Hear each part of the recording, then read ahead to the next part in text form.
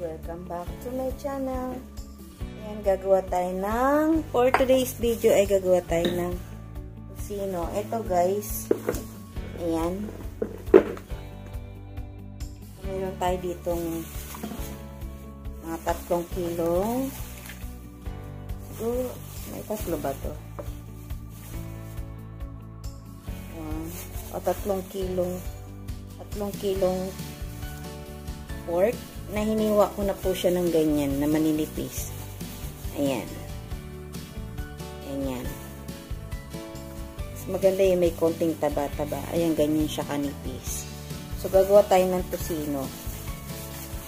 So, maglalagay muna tayo dito ng salt. Dahil wala akong rock salt. Ito na lang po yung ilalagay ko. Lagay tayo ng 1 teaspoon 5 ml.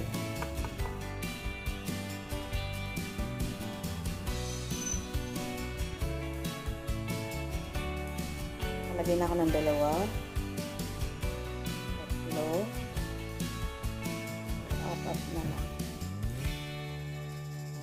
4. Tama na muna yan.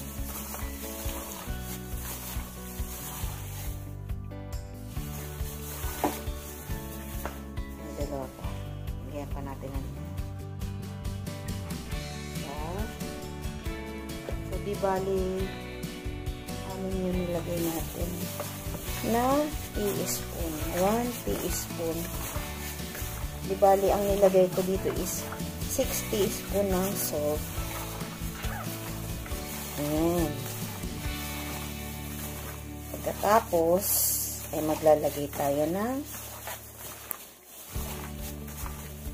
dahil 3 kilo ito, maglalagay tayo ng sugar na 3 basong sugar. Brown sugar yung ginamit ko.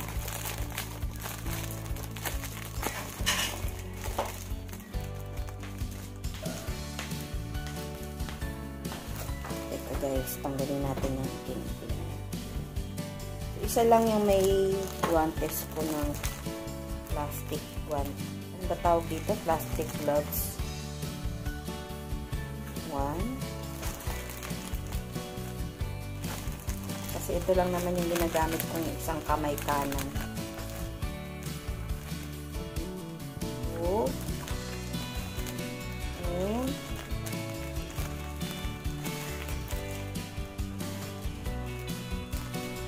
3. Ayan. Meron na tayong 3 cups ng ating, kasi huwag maingay, nagbablog si ma'am. Meron na tayong ng 3 cups ng sugar.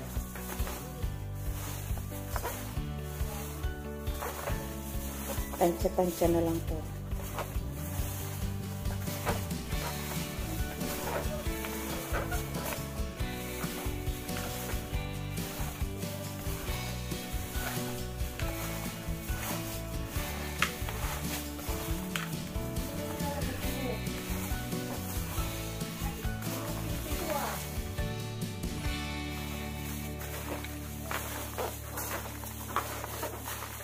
And then, maglalagay tayo ng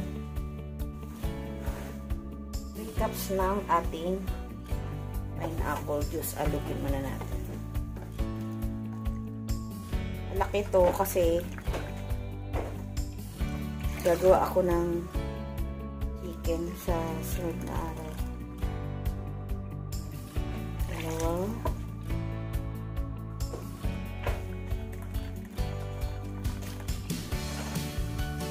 2.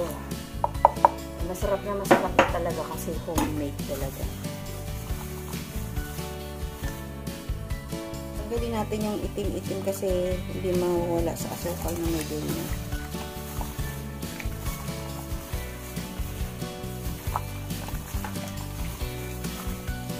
And then maglalagay tayo ng garlic. kayong garlic powder, mas mainam yun. So, kumuha lang ako ng garlic. Minced garlic na pinong-pino. Pusin na natin.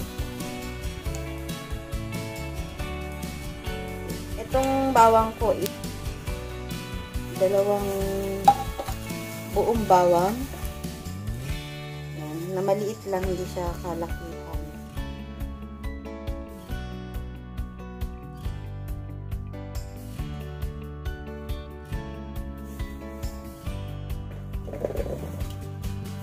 Sinutin natin, sayang.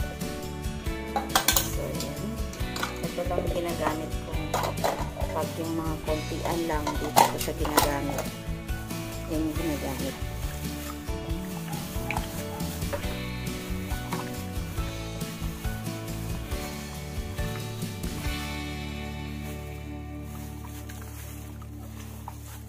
Then, maglalagay tayo ng paminta.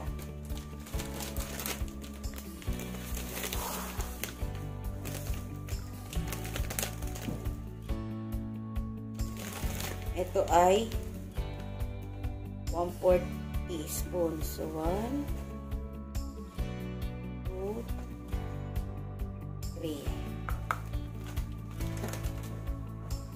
And then, maglalagay din ako ng cayenne. Konting-konti lang. Hindi naman to lagay tayo ng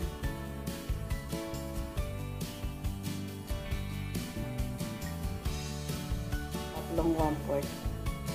So, dalawa. Tansyahan na lang itong mga ribs.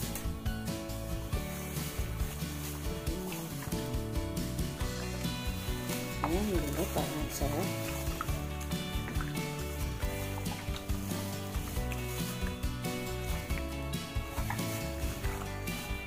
And then, lagay tayo ng oyster. Pwede hindi na kayo maglagay ng seasoning. Pero ako maglalagay ako ng seasoning. Pwede, yung cayenne, naglagay tayo ng cayenne, diba? Pwede rin paprika. Kung wala kayong cayenne, pwede rin paprika. Maglalagay ako ng oyster sauce. Ibuhos ko na itong malaki. Ibuhos na natin.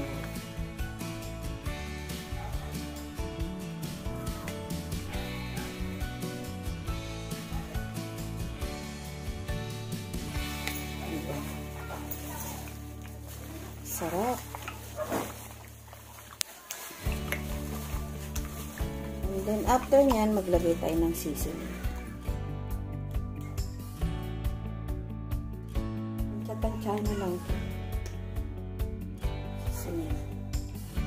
Siguro kung 3 tablespoon, pwede kayo maglagay ng 3 tablespoon. Kasi meron naman tayong oyster sauce. Mabango kasi mga rich kapag nito.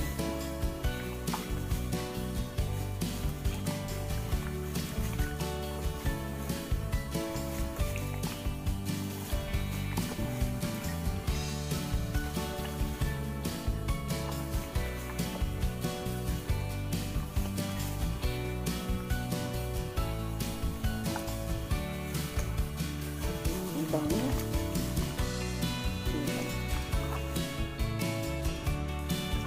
Tapos lagyan natin ng food color. Kapag lalagay naman ng food color, powder guys yung nabili ko. Meron kayong liquid, mas maganda yung liquid. Sa mga kapag minahalo ko ito. Ano ito?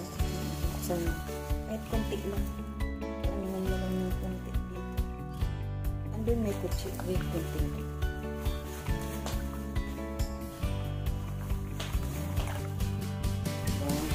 Tapos pwede nyo na itong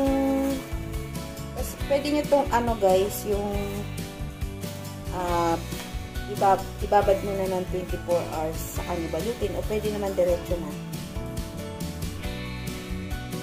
Ang gamit kong food color dito is red.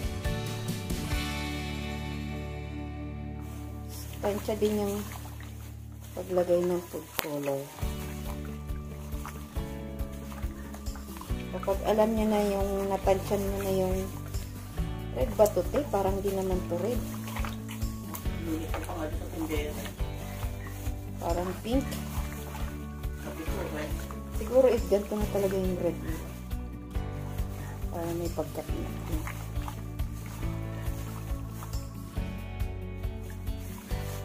So, pwede kayo mag-add pa ng more.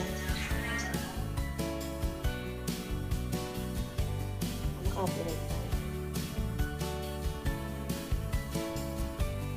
Pwede niyang dagdagan pa ng kulay kapag hindi pa kayo masaya sa color niya.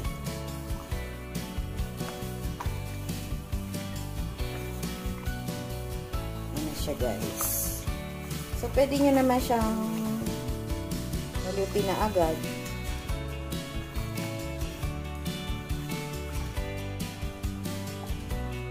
Tapos lalagyan nyo lang guys ng may mga bilog-bilog na asukal.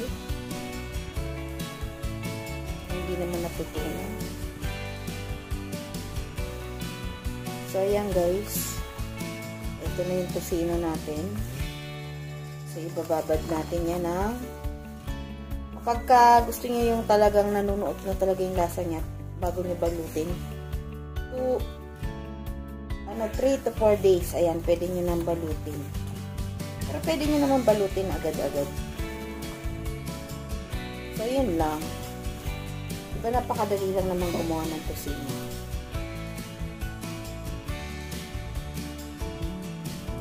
Wala kayong powder na garlic, pwede naman yung minced garlic na kailangan gagawa. So, yan lang. Tapos, pwede nyo na ito ilagay sa freezer. O, pwede nyo na diretso balot. At lalagay nyo siya na, kapag binalot nyo guys, huwag nyo kakalimutan lalagyan ng kanyang pinagbabaran. Lalagyan nyo siya ng sauce ng para mas kumapit yung lasa.